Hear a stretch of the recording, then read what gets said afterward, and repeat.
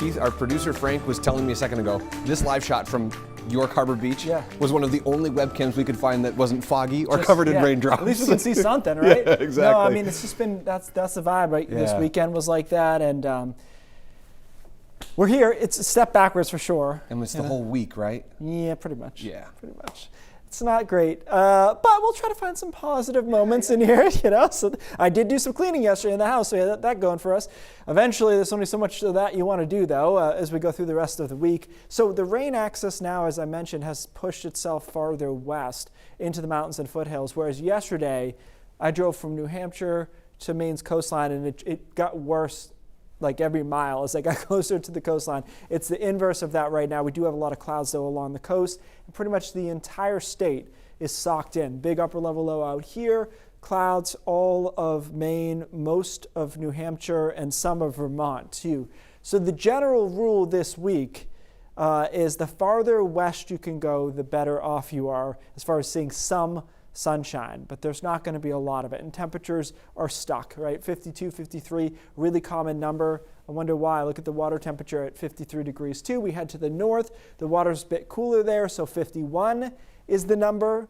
And as soon as you get into just a tiny bit of sun, 60s, but there's not much sun to be had. So the rest of today, rain especially into the mountains and foothills, clouds along the coast. This model wants to give us a little brief break over southern and western Maine tomorrow morning. It's possible. It's going to be close. Not every model has this break of sunshine. Some of them have it more back into New Hampshire. So maybe we'll see a little early sun, but down east Maine, far from it. Rain into Bangor tomorrow morning. That rotates down with that upper level low into showers for most of us. Temperatures stay in the 50s. We do it again tomorrow night.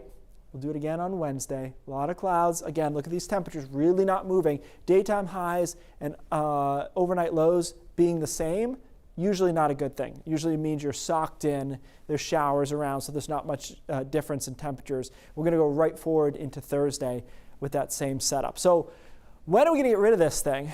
Well, it takes basically the whole week. There's that upper level low hanging around, wobbling around. You don't want to see it there. Thursday, still some showers.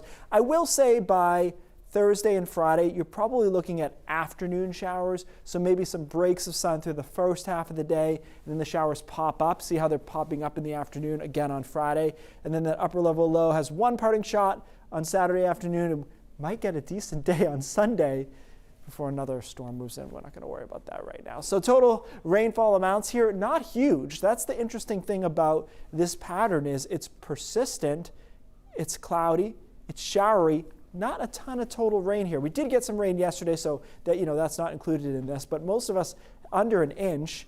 Northern Maine trying to get up to 2, but there's not big rainfall amounts here. So with that upper level low, obviously we're going to have a really hard time getting in on any warm temperatures being below average straight through this stretch.